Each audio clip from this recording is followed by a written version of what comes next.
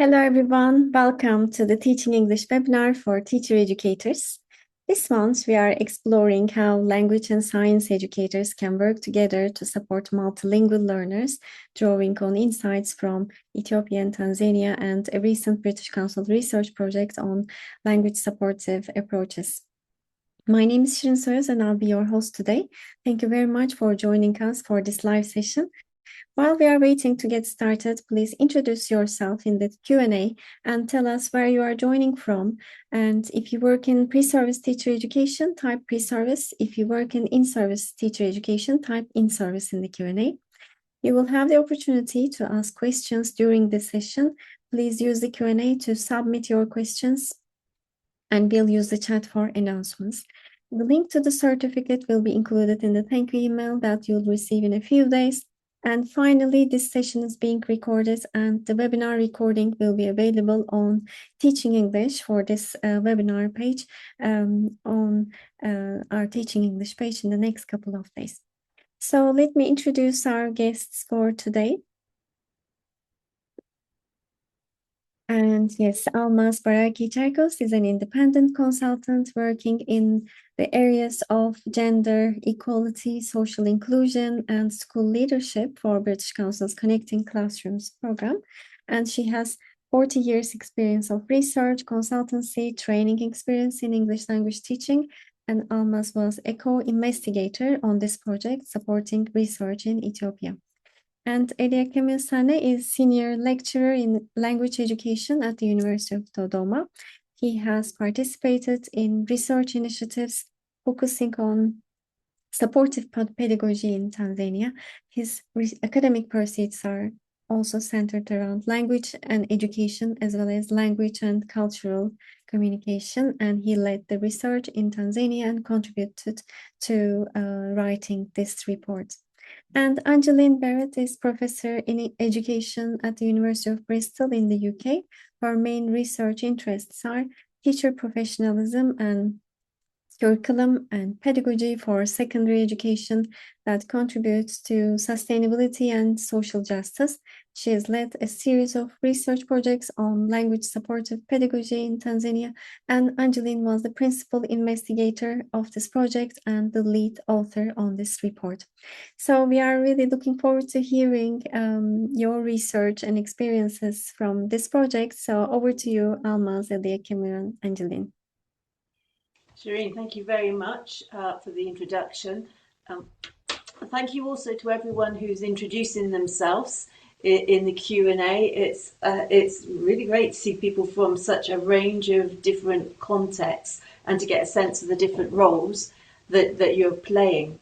To start off with, I'm going to start by underlining one aspect of the professional identity of us as the presenters.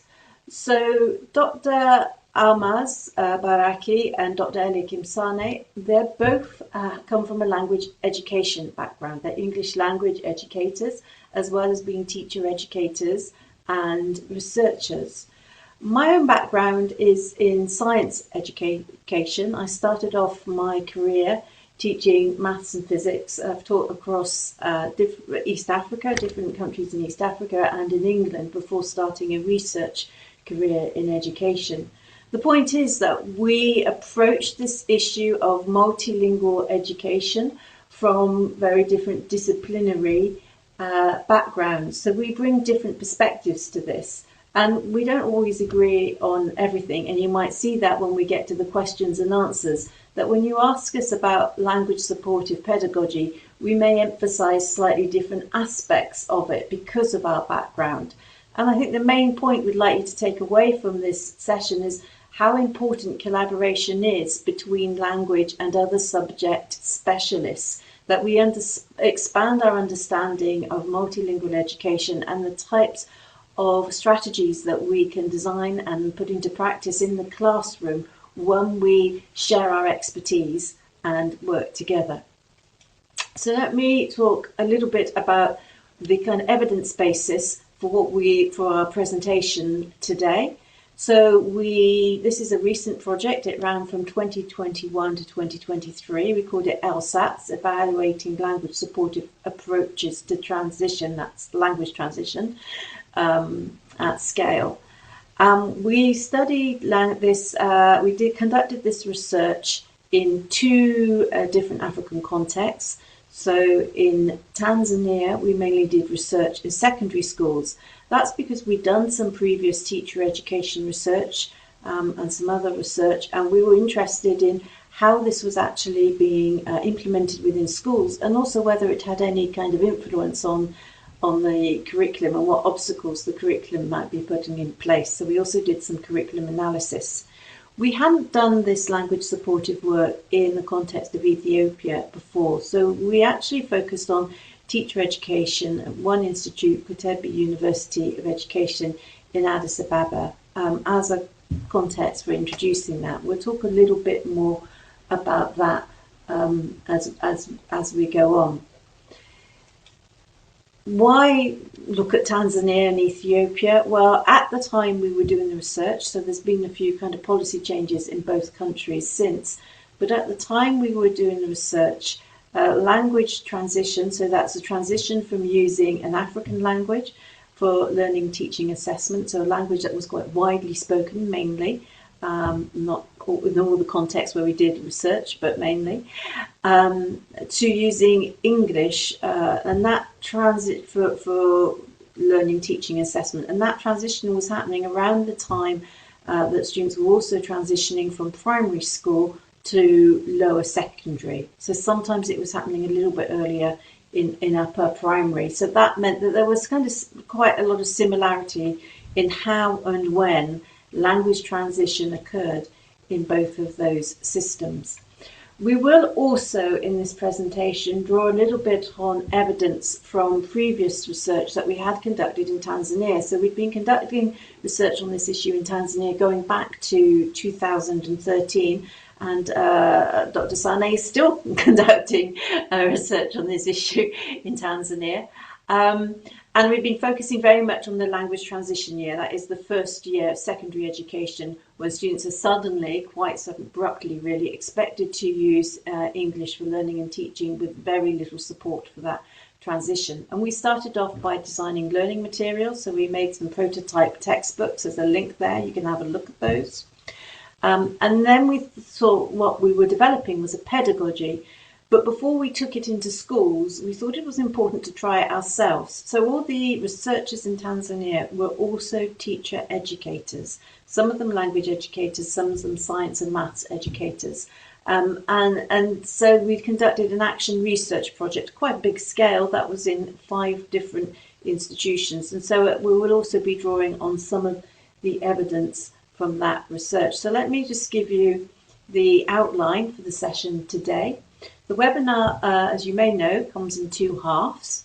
So for the first half, we're going to focus on what language supported pedagogy means by looking at examples of its practice in secondary schools in Tanzania. We'll then take a break for some questions, and then the second half will be much more focused on teacher education, and we will describe our own practice, what we tried out, and how the collaboration between science and language teacher educators worked in practice, both in Addis Ababa at Kotebi University of Education and in Tanzania.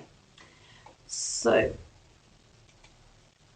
starting then with the language supportive pedagogy in secondary education, what we're going to do is really to demonstrate the different perspectives we bring to this. Is I will start off as a science educator describing an English language lesson that I observed in the secondary school in Tanzania, and what kind of surprised me. So I had formerly been a physics teacher and a maths teacher in Tanzania for a few years, for 3 to 4 years. So what had surprised me about observing that, and then we're going to switch over, and Eliakimu is going to talk about his observations of a biology lesson, and then he will kind of pull out some kind of principles about language supported pedagogy based on those observations. So moving first to this English lesson, it's an English lesson that I observed in a rural secondary school, very few resources in the school, but we had supplied the school with some language supportive textbooks that we had designed. So basically we were piloting these materials. And the first thing that really surprised me about this lesson was that the teacher only ever spoke English throughout the whole lesson, because as a science educator, that was not my understanding of how multilingual education would work. There was, however, a focus on students' production of the text. Can I just say, going back to that point, the way the teacher spoke English also kind of really struck me. He was choosing his words with extreme care. He was talking very carefully and very slowly. So it was very evident that he was modelling English for the students and taking into account that they were not yet proficient speakers. So giving them time to digest and to process what he was saying. And that's quite different from the language you would find in a secondary school classroom, where yes, language is used with care, but it's about using technical vocabulary, quite advanced vocabulary, with precision, whereas this teacher was choosing kind of more simple, frequent words. In plenary parts of the lesson, the students also were only invited to talk to the whole class in English. However, most of the lesson was taken up with a group work exercise, and there wasn't any policing of student speech within their group, so their discussion, what we call exploratory speech, and they were free to use Kiswahili, which they'd all used as the language of instruction in primary school, or Kigogo, which was the local language in that area where I was conducting the research, or any mix of languages. The other thing that was quite different was this focus on producing students writing, producing texts. You get in science lessons, you get a lot of copying from the board. You don't get students really creating their own texts very much. And there was also some scaffolding for writing. So they'd used the textbook to do some exercises that involved rehearsing using prepositions. So some explicit focus on grammar, which isn't surprising for a language lesson, but that kind of scaffolding and explicit support for writing, you rarely find that in a science lesson.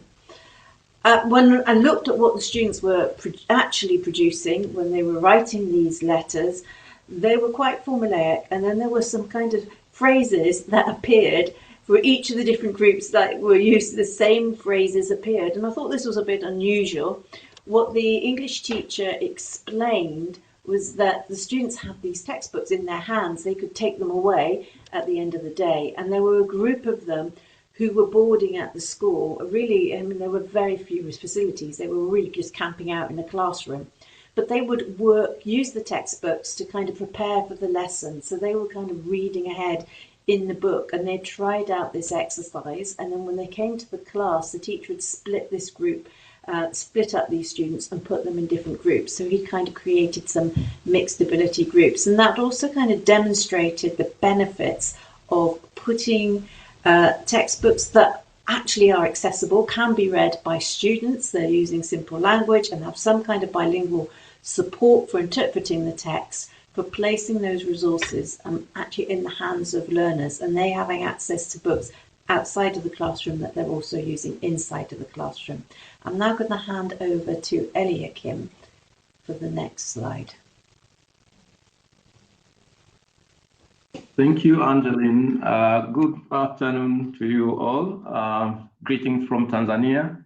And I'm going to take you through a biology subject lesson that we observed. I'm a language educator, as Angeline said, but I observed the biology lessons and highlighted some key language supportive pedagogical approaches that were used by teachers to support students' understanding, especially knowing that their students had very limited proficiency in the language of instruction. We observed teachers building on the students' knowledge in their first language. Teachers, science biology teachers, allow the students to explore concepts, to discuss concepts in their home languages. It could be Kiswahili, and in some areas we observe the teachers allowing students to use their ethnic community languages.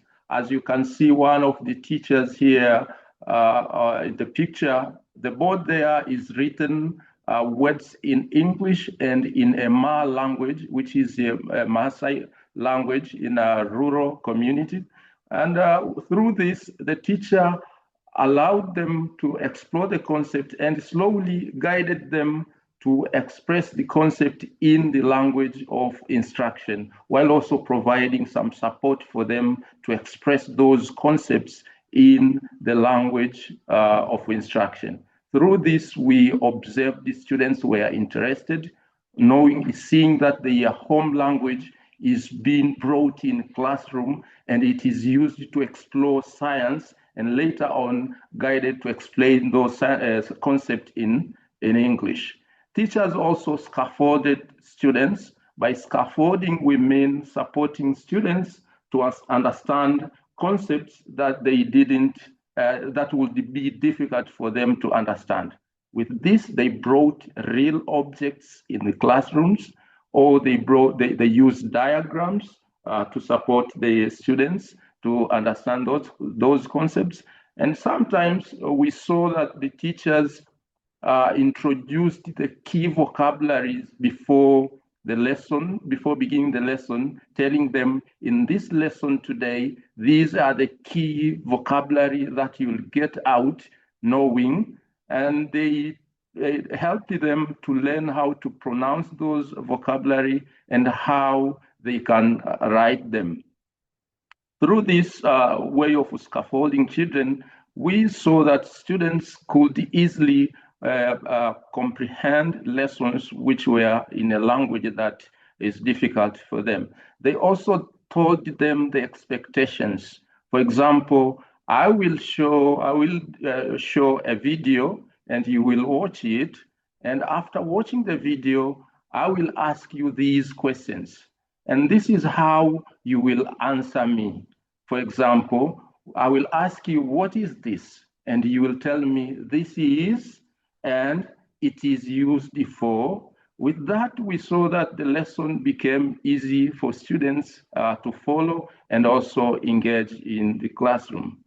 Teachers also encouraged participation through encouraging students to speak in classroom. For example, we observed the teachers saying, oh, it is now girls to respond. It is now boys to respond. What about this side? Anyone to respond about from this side?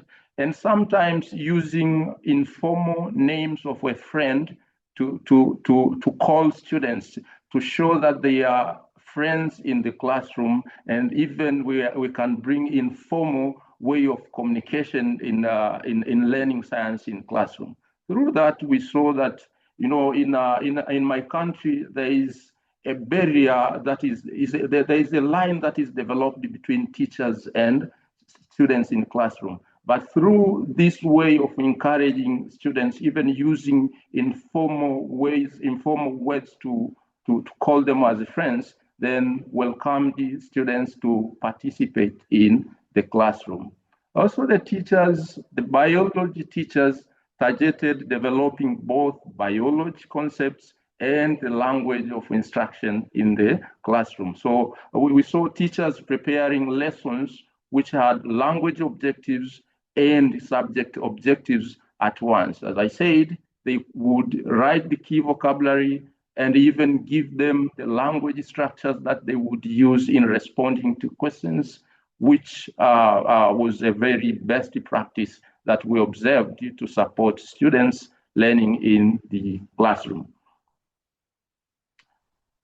As a language educator, I also conducted interviews with English language teachers in schools to see what they think about the language of instruction. we observed in most cases the language teachers, I mean English teachers, had more focus on language development and emphasized a lot on using the language of instruction, which is English only in school. But with biology teachers, we saw them with holding the belief that both languages can be used, and when we use English only in classroom, students don't understand, so they have to mix with language, to mix between the language of instruction and the home language. This is why they use the translations in classroom, use the visuals and scaffolding to support students' learning. When we talked to students through interviews, they say they like the teachers who mix the languages in the classroom. If teachers use the language, I mean the target language only in the classroom, the lesson, they don't understand the lessons well, and therefore they would like all teachers to be translating for them to understand concepts in the classroom. So shortly, what we observed is that these language supportive practices used by biology teachers helped to develop the subject and the language competence, and therefore promoted also inclusion. Participation was very high in classroom as teachers mixed the languages compared to classes where teachers had used the English only or had minimal use of the home languages in the classroom. In some schools, we saw there was some collaboration between subject and language teachers, though the collaboration was not per se for enabling learners to learn in classroom. In some cases, we observed that the teachers, the English teachers, were used to correct the language grammars in examinations, to correct grammar or spelling in the notes prepared by teacher. But there were no strong collaborations that teachers planned together to support learning in classroom. Angeline, I handle this to you now.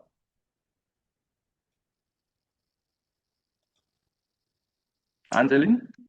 Okay, yeah, thank you. So we also saw some evidence of what can go wrong in secondary schools.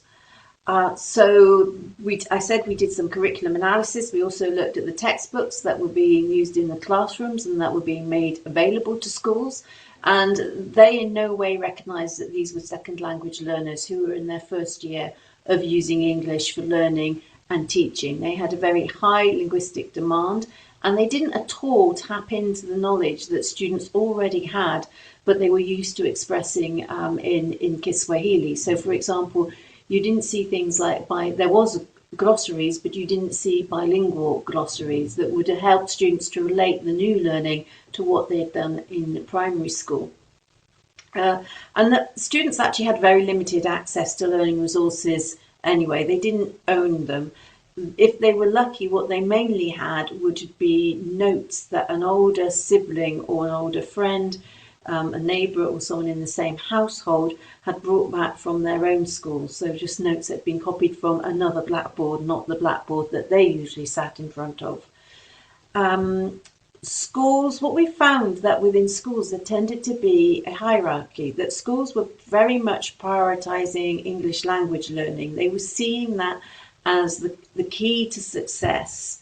And this meant that language teachers kind of enjoyed a certain status as English language experts, as people who were recognised as being more proficient in the English language.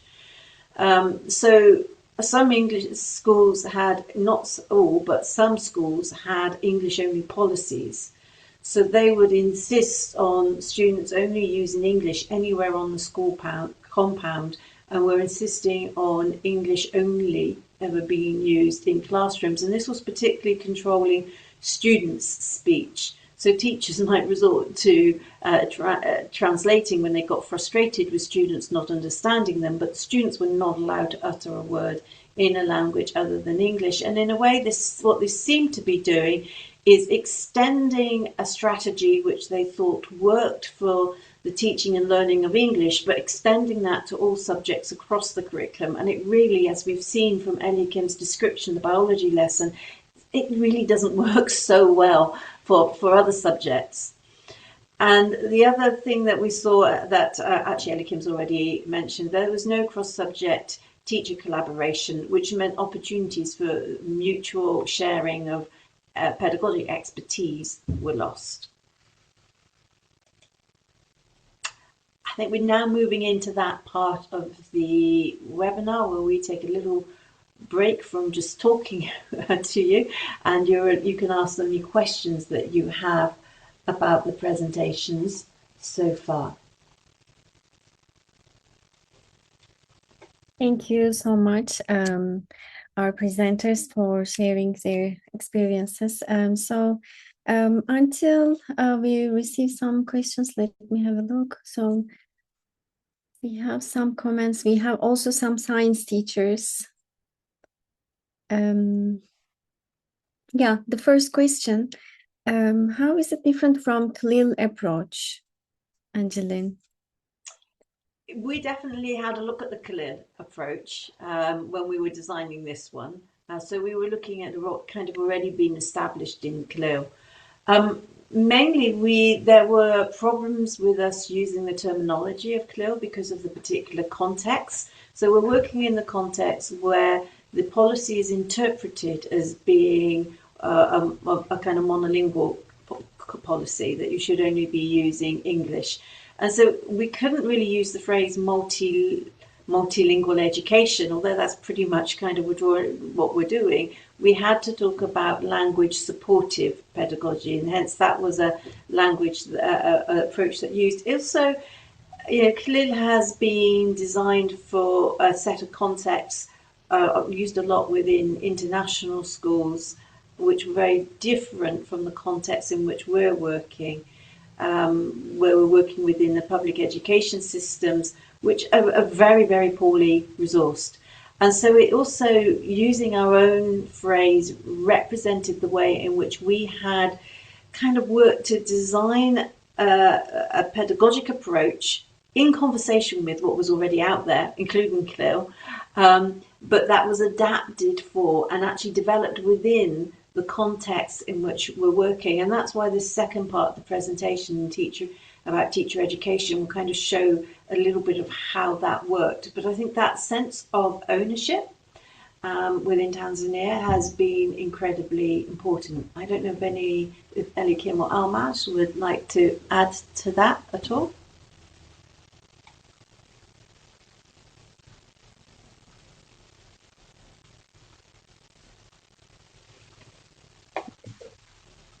They come back, so we can also maybe discuss another question. Yes, Almaz. You're on mute, Almaz.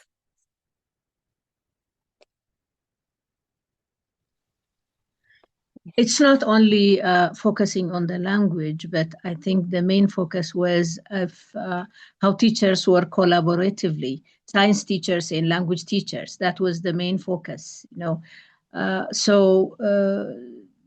it's like sort of having an innovative pedagogy, trying to work together, which normally is not the case.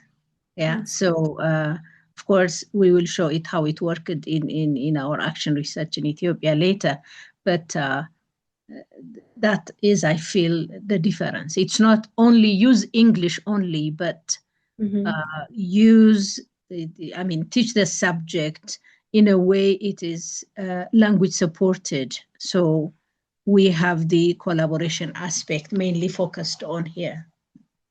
Thank you. Thank you. And how did learners respond to the multilingual elements of this approach?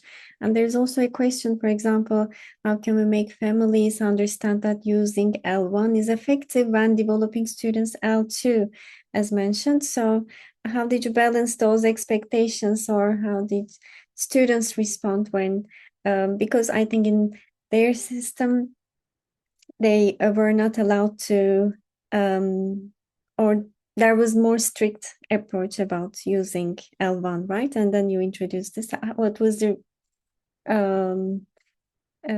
reactions, or how did they respond, students respond to those multilingual elements?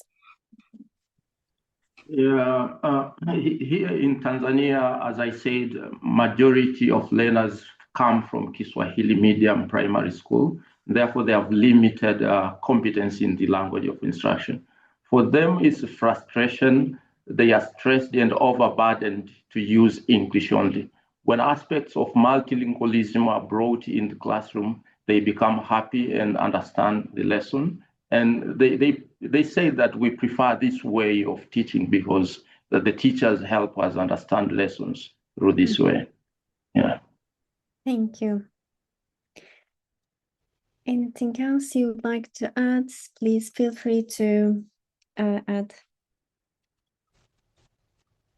I don't think we were in a context where parents' voice was very strong. So that was not such a challenge for us.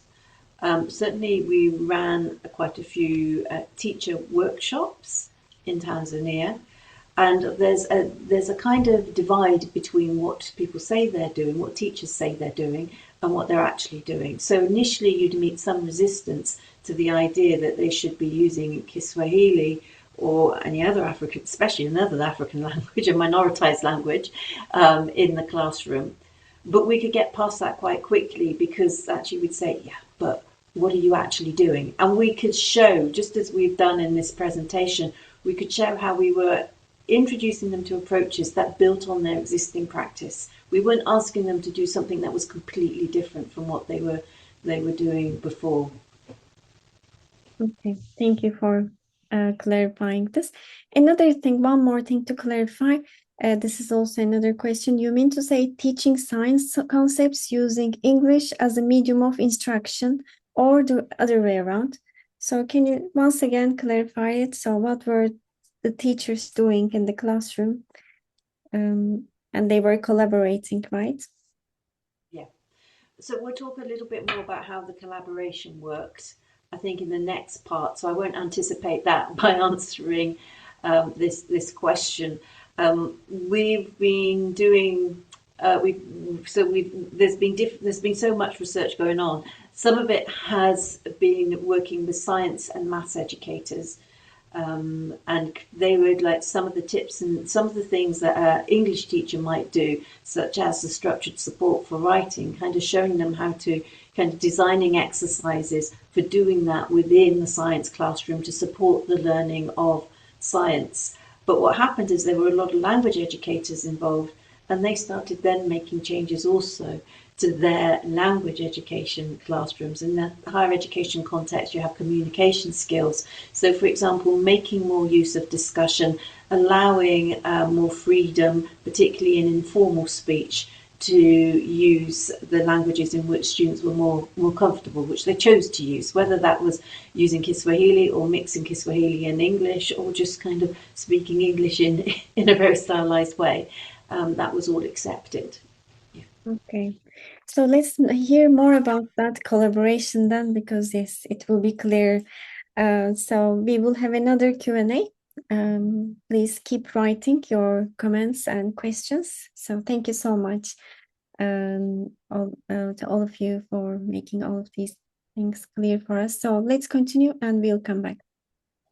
So just to start off, I'll say at the beginning of this section, that the reason why we were doing this action, it was really action research. We were trying out this collaboration between science and language teachers within the context of teacher education. Just to say, it was because we ourselves, all the researchers in Addis Ababa, all the researchers in Tanzania were also teacher educators.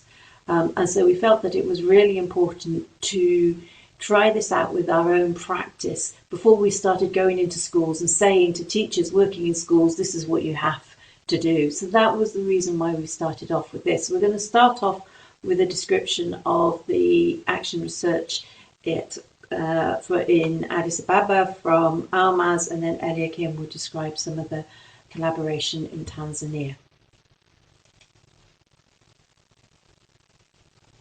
Thank you.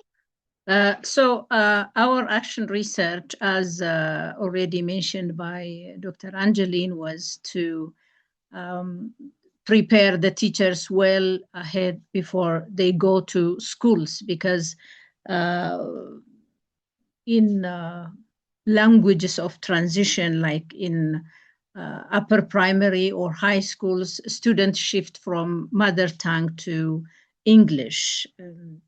You know, and when they go there, there is a lot of translation going on, just shifting to mother tongue rather than using a multilingual side of the teaching, or using English as well in the classroom. So it was meant to prepare the teachers.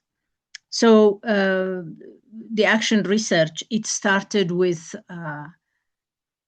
the needs analysis. We found out whether there is actually the need for multilingual education and the collaboration between science and language teachers. So we saw that there were gaps. We wanted to see whether integrating academic language into science lessons could help. So, you know, there was a lot of professional conversation among ourselves, with high school teachers, and with, of course, our partners in Tanzania and in UK with Dr. Angeline. And then we came up with that team teaching between biology and language educators would help. So our action research focused on third-year biology students. So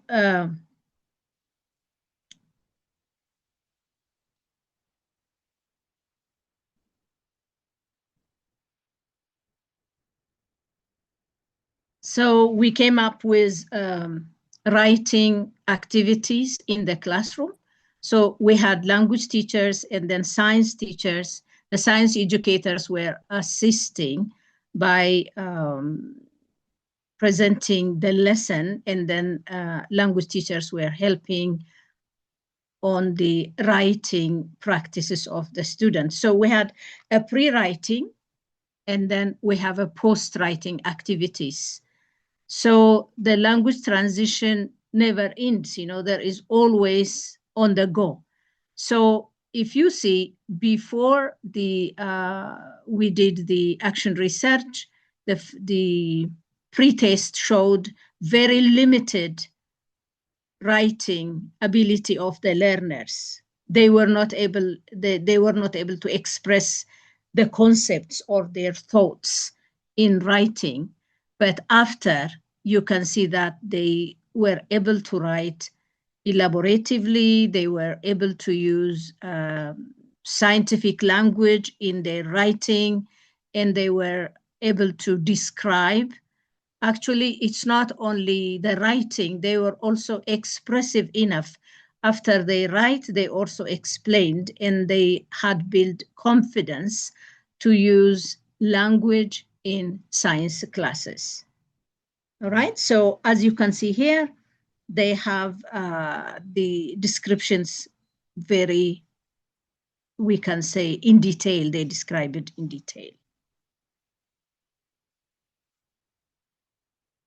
So the findings, as I said, language transition never ends.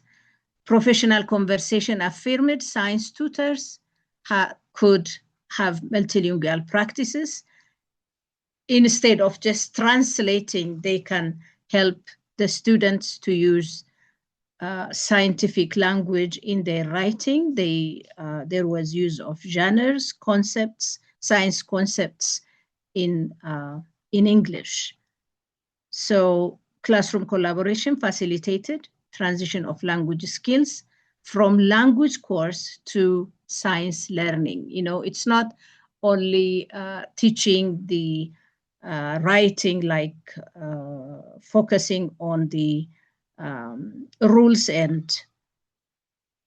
of language, but using the science concepts into the writing. So what did we have? Continued in classroom collaboration. It was not feasible because I think it was a novel pedagogy. We were starting it, and there are certain issues which we couldn't reach out into schools and translate, but science educators continue to provide structured support for writing in their classes. And we also introduced this practice to language teachers, that whenever they teach language courses, they can use science topics or science concepts and then help the science students to practice their language learning through that. All right. So what does language supportive teacher education mean? You have seen what was happening in Tanzania. When it comes to Ethiopia, we tried to introduce it. And then the tutors, teacher educators tried to exercise language supportive pedagogy. Science language educators practice team teaching, and there was also micro teaching, and tutors introduced language supporting pedagogy to schools, not in large scale, because as we said, it was only action research. We just started it with 2 schools which are near Kotabe, and I hope it will reach out to other schools as well.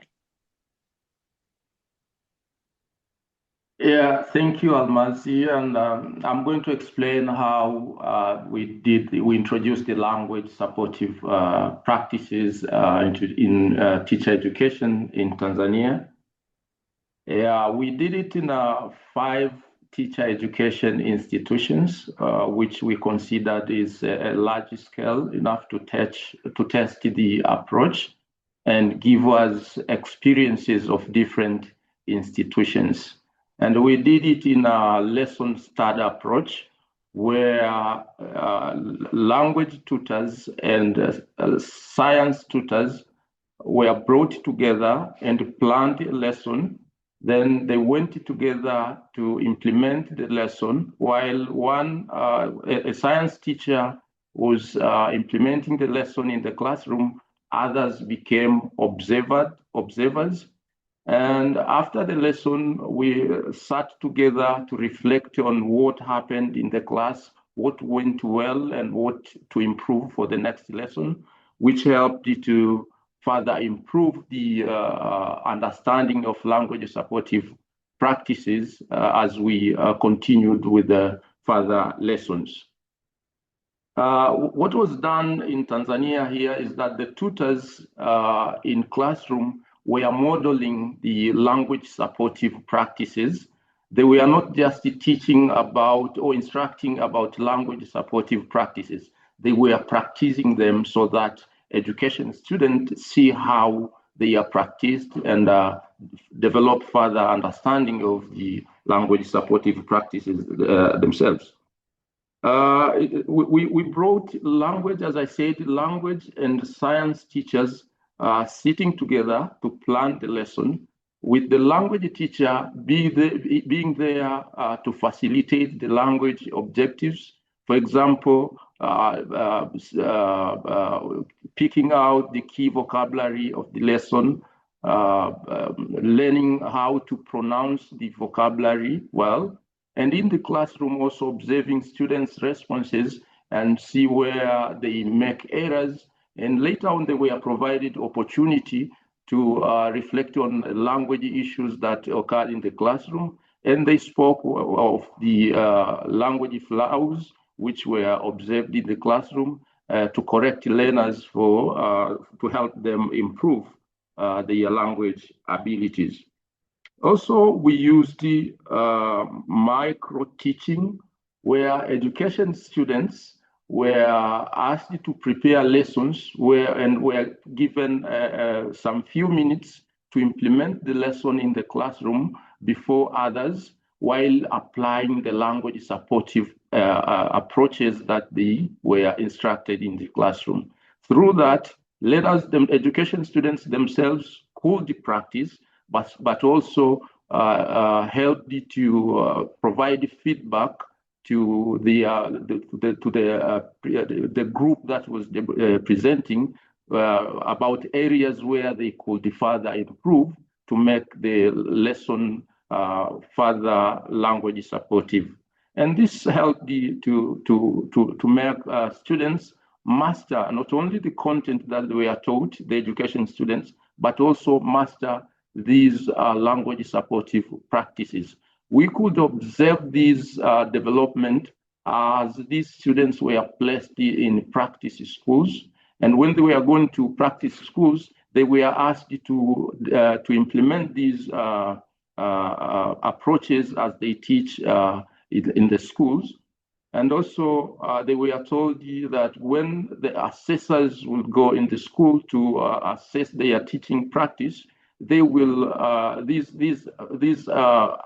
aspects of language supportive approaches will be examined also. This helped the students to take them seriously, and indeed they implemented them. As we also made a follow-up in the practice schools, we talked to first. We introduced these practices also to teachers in the practice schools, so that they don't see them as students going out of the police, for them to understand them also. So when we went to school, we talked to the students, education students who went to the practice, and asked them how they found it working. They said that worked well, and also interrogated some students. They liked the approaches and said, we would like our teachers, our conventional teachers, the teachers who are not the teachers in practice, to be using these practices because they were helping them. We also talked to some of the teachers. They said we had been using these practices that the education students had been using here, but we did not know that these are language supportive practices that are allowed, and that they were using them in a way that did not provide enough language support, but they could learn from the students and in practice. Yeah. Angeline, over to you.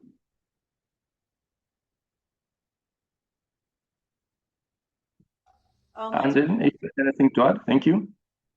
Yes, I think it's Almaz who will talk to this slide.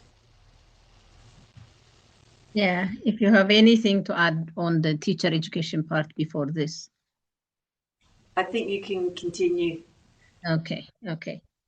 So the language supportive pedagogy, as I said, was novel when introduced in our practice in Kotabe. It's not just method, but an open-ended process of developing a theory and practice of diverse multilingual learners.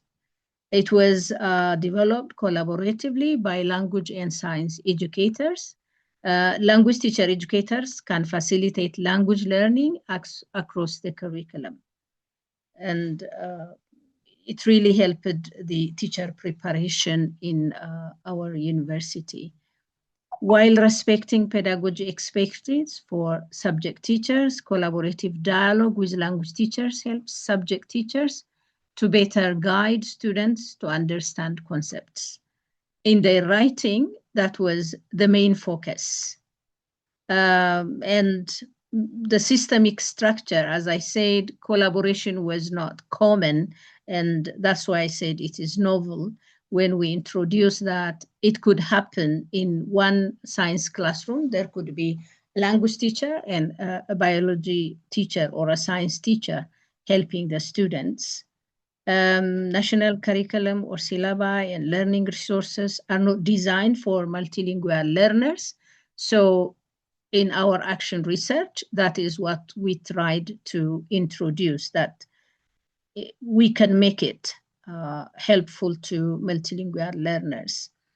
Teachers of other subjects are not well prepared to use English as a language of instruction because, especially when it comes to science teachers, our experience is when teachers feel students do not understand, they just translate it into local language only, purely local language, or as it was mentioned earlier, they will just use English where the students might not completely understand what the teacher is saying, or they copy just textbook English.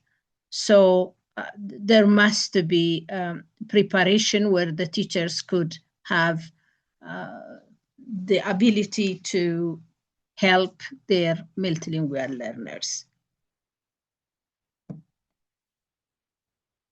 All right.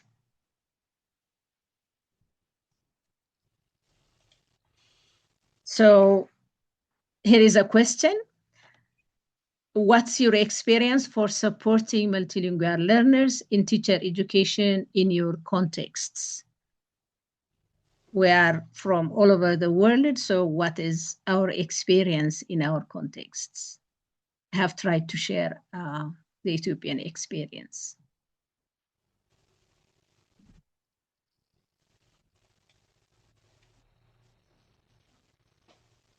Okay, thank you very much, Almaz. So I think we're moving now into the final Q&A part of the session, and we were just giving you a question to think about for a few minutes as we move into this section. And also, we're quite curious. From the chat, I can see that some people, they already have different sets of strategies or approaches and systems that they're working with multilingual learners. And we're always curious to find out to learn more about what others are already doing in this space. Thank you. Thank you for introducing this innovative pedagogy. And there are some questions about how it actually works in practice. So, for example, in terms of day-to-day practice, can you just give us an example once again how it works? So you mentioned that the teachers already, there were some materials prepared, so that was the starting point perhaps, and did the teachers, science teachers and English teachers, support each other throughout the whole delivery of the lesson? So can you just make it clear once again for all of us?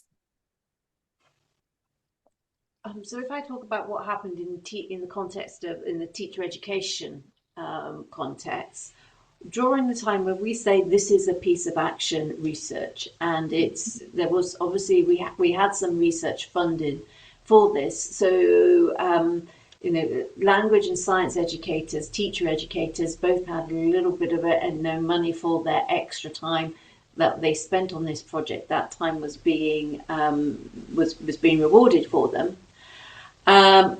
Once that period was over, there was no longer an incentive for a language educator to turn up and get involved with teaching the science subjects, topics and courses.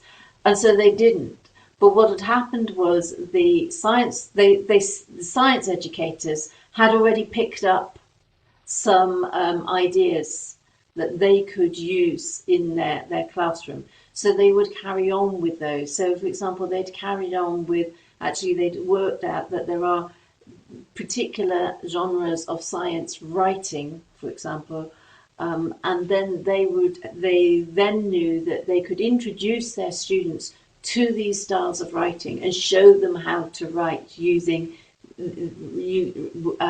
write these different types of genres, like a description type of text, or organization type of text, or a process type of text, or a lab report, for example. So they'd picked up some things that they then carried on working with. And so that's what we found, that once that kind of period of the intervention went away, they carried on. Actually, in Tanzania, in the universities, the two of the universities made some changes to their curriculum. So they actually integrated language supported pedagogy into the curriculum. One actually made quite transformational changes. So that was a small private university, but it had quite a high degree of autonomy and control over its curriculum. And they actually kind of shifted the whole timetable so that they were spending less time in lecturing and more time in discussion. And the language educators who'd been involved kind of went away and they had their own discussions and review of their own curriculum, and they made changes to that to kind of work in a way that created more space for student discussion and student production of text within their seminars and within their work. They didn't have so many lectures, they had more seminars where it was a bit more interactive. So that's an answer to the question in the context of teacher education. Okay, well, yeah, but this foundation was important as far as I understand. That's and yeah, that built the foundation, that collaboration initially. And yes, another question. What was the most challenging part in implementing this pedagogical change for you as teacher educators, as researchers? What were the main challenges you encountered? I would say the challenges that we encountered here in Tanzania, but slowly things are now changing. First of all was to convince the authorities that Kiswahili or home languages could be brought in classroom. Initially, we faced the resistances, and they thought that we are encouraging the switch from English to Kiswahili medium of instruction. But having explained it to them what is the practice, and that this practice helped to develop both competence in the subject and the language of instruction also, they slowly started to understand it. And still there are still resistances to those who have not been exposed to this practice, who have not learned how it works. They still resist. But with time, when you talk to them and give them evidence how it works, then they accept it slowly. Yeah, that was the main challenge that we faced here. Oh, yes, it must be a big challenge to convince. But then, in terms of, for example, you also had different teachers. How did what conditions enabled those local educators to take ownership of this new approach? Did you have any challenges in terms of working with teachers in these contexts? Some of these practices have been being practiced by teachers. For example, teachers have been using Kiswahili in school, though they know that this is against the policy. In the beginning, they will, if you go there as an observer, they will not use Kiswahili, they will use English throughout, though they understand their students don't understand. But teachers, when you tell to them about the language supportive approach, then they say, this is what we had been doing, but only that we had not using Kiswahili strategically. We have been teaching lessons in Kiswahili. Now we understand when we allow them to use in Kiswahili, we need to guide them slowly to express the same concept in English. Or sometimes we did not allow students to, it is the teachers who had the liberty to use Kiswahili in the classroom. they taught in Kiswahili, but they did not allow learners to use Kiswahili. Learners are expected to use English. But having explained to them how language supportive pedagogy works, they understand now, oh, I could let students explore concepts in their language and then guide them. As an example we provided of a classroom picture, this is a teacher in a rural Maasai school. He allowed the students to explore concepts of plants in their own language, Ma language, and later on guided them to explain the concepts in English. So we didn't face a strict resistance from teachers, but from school authorities, from head teachers, from education officers, quality assurers. But having stayed in the trainings that we conducted, they understood that it was the best practice. We had one of the workshops we had at the University of Dodoma, where it was funded by the Swedish Research Council. The workshop brought in quality assurers, some education, some ministry officials, and teachers. When we were discussing with these ministry officials and the teachers, they appreciated the practice. They didn't know that this is the practice that helps the student, but having demonstrated how it works, they accepted that it would help. Yeah. Yeah, thank you. Well, we've received also so many great comments and questions. So one question is about the varying degrees of scientific knowledge and different language proficiencies. How would content teachers normally group students to support learning? For example, some learners may be strong in science, not in English. Have you any experiences regarding those mixed abilities in terms of both language and science education, science learning? I can talk about something that we've observed in the science lessons, which is often when we go into observe a science lesson, there is an assumption that good practice is using English only. And so the teachers will perform a lesson for us which isn't really very authentic. It's not their everyday practice where they're using English only. And when I observed, so I saw kind of video recordings of those lessons, and as a science educator, I was quite horrified because what was happening is they were dumbing down the content of the lesson. So this was supposed to be a kind of first year secondary school lesson, and the content was more at the primary school level, and not even upper primary school.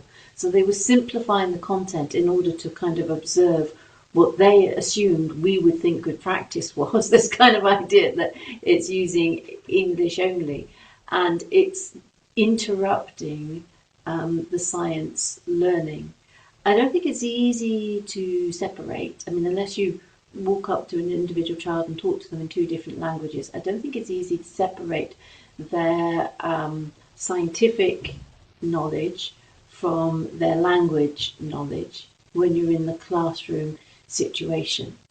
And so it means that as a science teacher, you have to assume that the student knows something, and students do. I mean, that children know about the natural world, and actually it's in those contexts. So, Eliakimu was talking about a classroom in one of what's considered to be one of the most disadvantaged contexts in Tanzania, with an ethnic group which are considered to have that has some of the lowest educational achievements.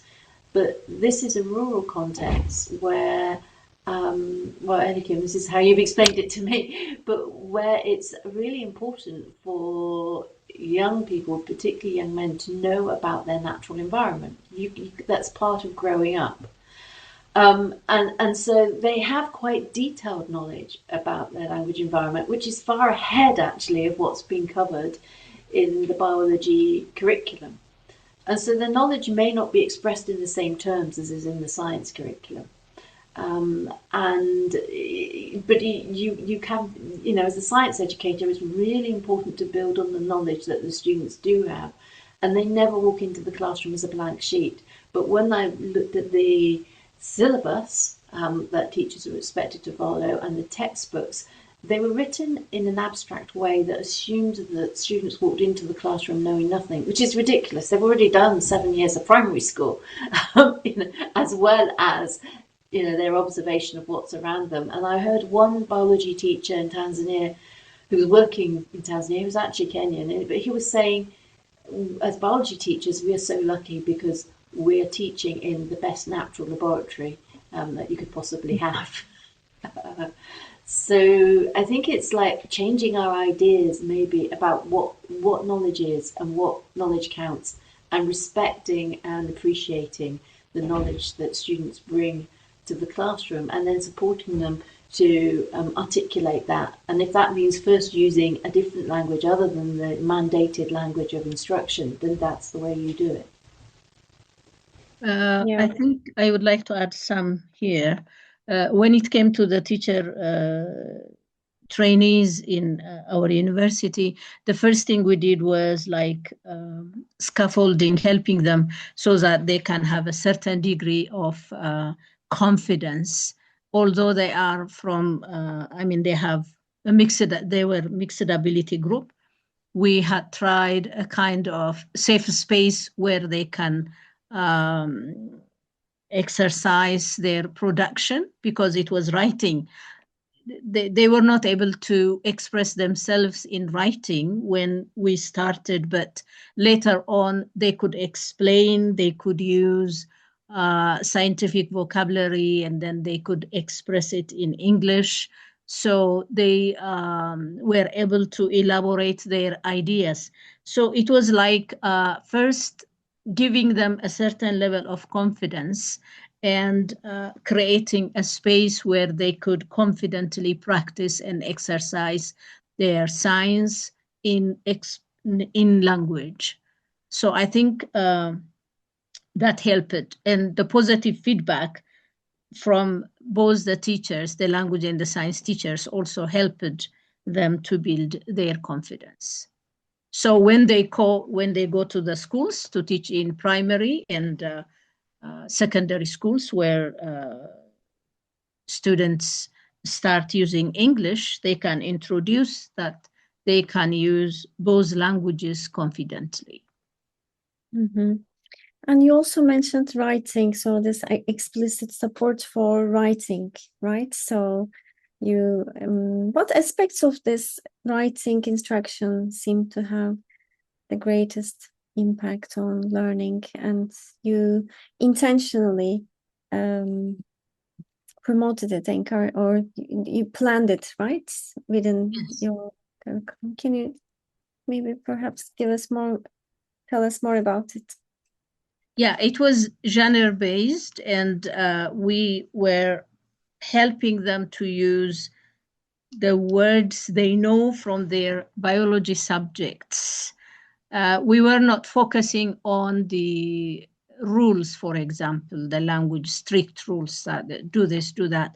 So it was like a kind of free writing using biology terms, so there was no anxiety attached to their writing. And I think that gave them to a certain level of freedom. Nice. Yeah. Here in Tanzania, with the science teachers, we also emphasized them that a learner has to develop the 4 skills in the subject, the competence in the subject. For example, we told the mathematics teachers that students need also to learn how to write numbers. The practice was mainly that students solve mathematical problems through numbers and signs and write just numbers.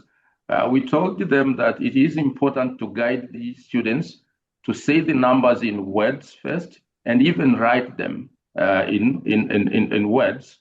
This will help them improve the ability to communicate the competence that they have. And we saw teachers also changing the practice, that students were also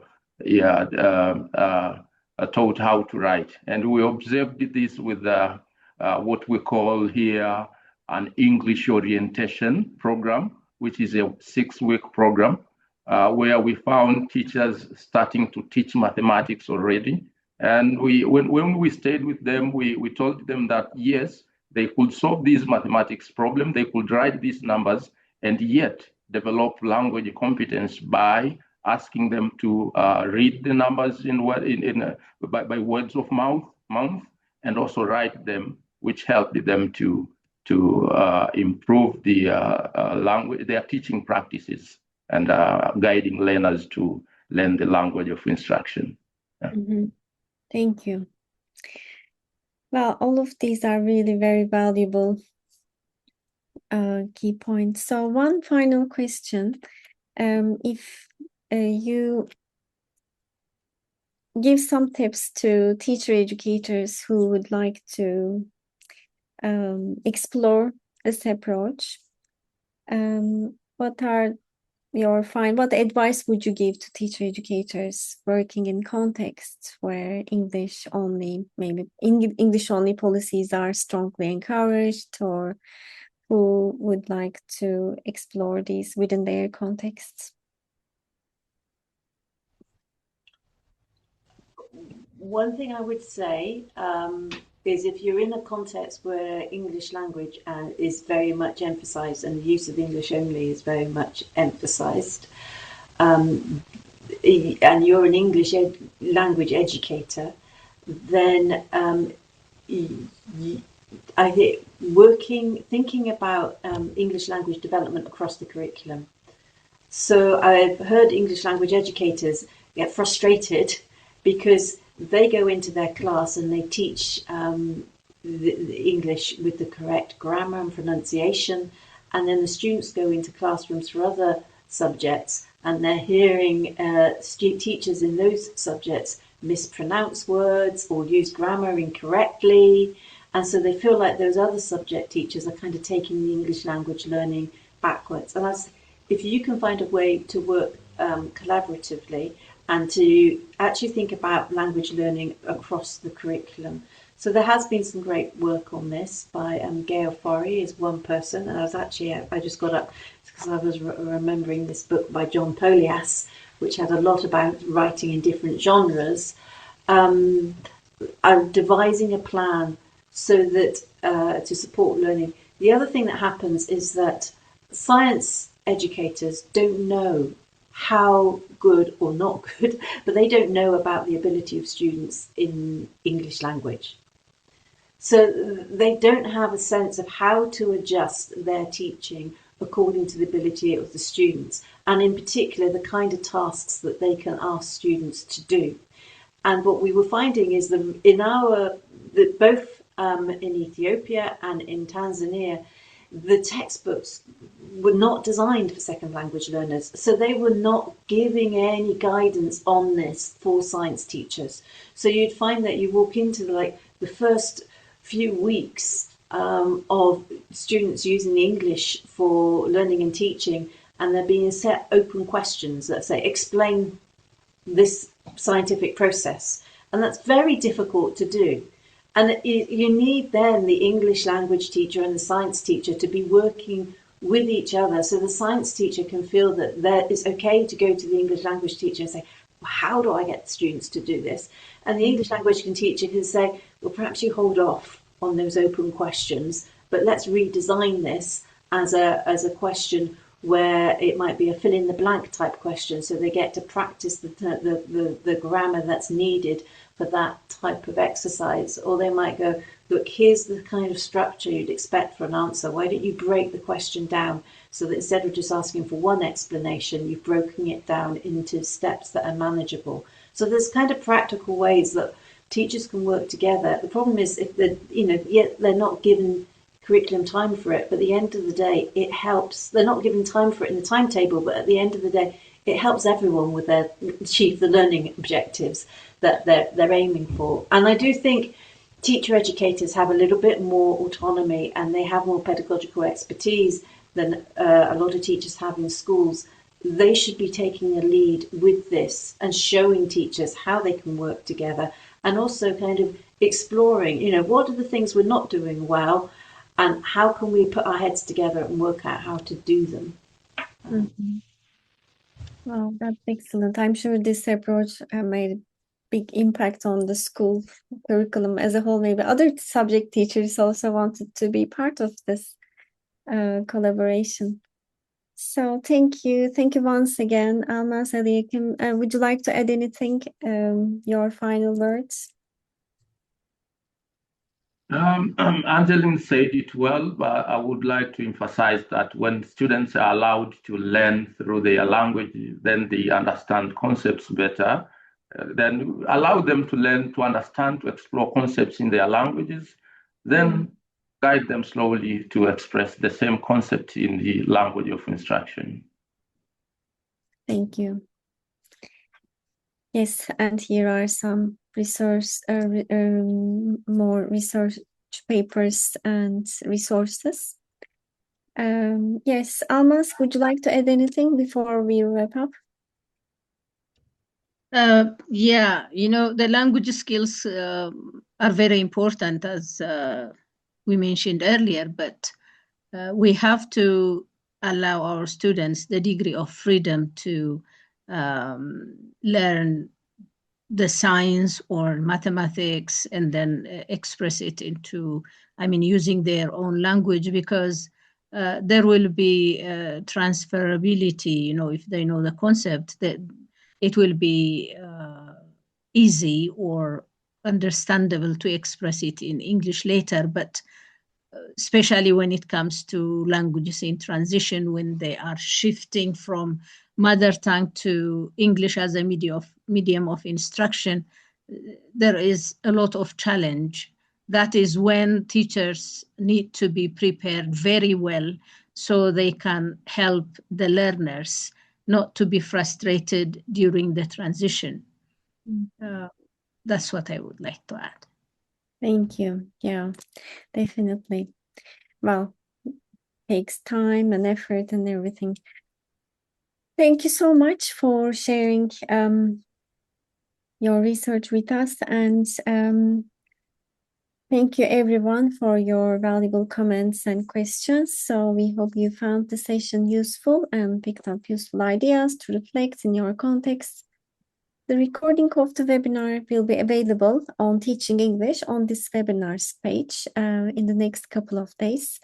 And the link to the certificate will be provided in the thank you email that you'll receive this week. And please share your feedback with us. You will see the feedback form in the chat. And please don't forget to subscribe to our monthly newsletter for teacher educators. So our next webinar will be again on a different angle, but multilingualism. So what does multilingualism look like in practice for teacher educators on Wednesday, 15th July?